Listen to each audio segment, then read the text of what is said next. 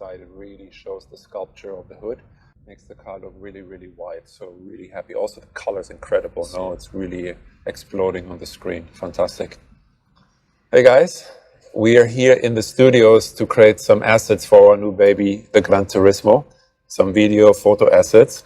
And since we have the car here, let's get up and take a look together. As you know, the GranTurismo is not just a nameplate for us. It's actually the philosophy of our brand, bringing performance and luxury together.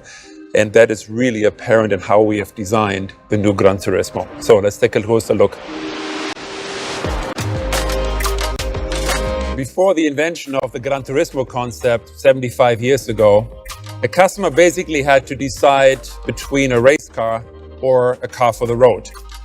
And what the concept of GranTurismo did is brought these two worlds together. So you could track your car and then drive it home. Basically, by combining this central fuselage with the engine, which in that day was basically that of a Formula One car, and making the car road legal by adding headlights and the volumes that protect the wheels.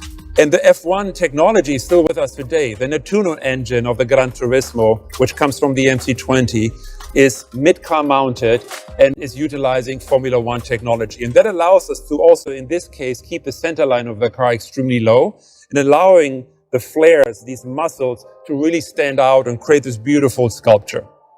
Now, sculpture combined with purity is extremely important for us because we're not designing cars for a 3-year lease contract.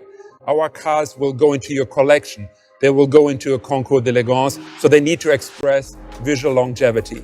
And part of that pursuit of perfection is also to eliminate the cut line that we previously had here on the hood. And we're now moving over to the side to be almost invisible and creating this beautiful clamshell hood that in itself is an engineering masterpiece and belongs onto the wall of a museum to be appreciated as a sculpture. The face of the car is very recognizable, being that from the MC20 and the Grecale with this very, very low mouth, of course, featuring our Trident, which for me is the coolest logo in the industry, combined with those vertical headlights, really expressing this new Maserati design DNA on completing the family between MC20, Grecale, and the new GranTurismo. So let's take a look at the side of the new GranTurismo.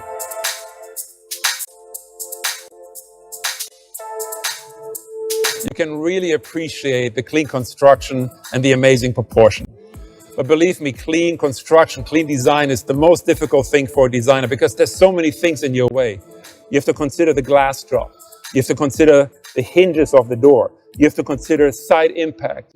But still, with tight collaboration with the engineering team in Modena, we're able to create this very, very pure sculpture, the very pure fuselage design of the door and the rest of the car. When it comes to the front, these beautiful muscles that are covering the massive front tires, 265/20, and the big 295 21-inch wheels. When it comes to this part, we're really applying still the human hand. Yes, we're using lasers, we are digitizing, we're scanning, we're using data.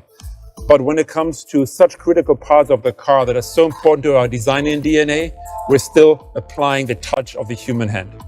But let's talk about proportion. Proportion is so important for Maserati and of course a car like the GranTurismo. We were able to accomplish a magic dash-to-axle ratio. And this gets measured from the center of the front wheel to the cut line of the front door. This distance is what makes the proportion so magic. And we were able to achieve that together with the packaging engineers in Modena by putting the V6 behind the front axle, be able to create this beautiful long stretch sculpted hood. Now, at the same time, when it comes to the cabin, the challenge was to find space for 4 grown adults. We wanted at the same time to create something very intimate, something that looks very tight, very sporty. And the trick is, when you look at the central line here, that is actually quite high because it has to clear the head of the rear passengers. At the same time, you have the dropping line, the graphic of the window. This distance is quite big, but it allows us to combine package for 4 adults with the look of a very, very tight and sporty cabin. But the result, nonetheless, is through great packaging that we can hold 4 adults and we can combine that with supercar performance that in this combination really lets the GranTurismo stand out. So I hope you enjoyed this little introduction to the Maserati GranTurismo, and I hope to see you soon on the streets.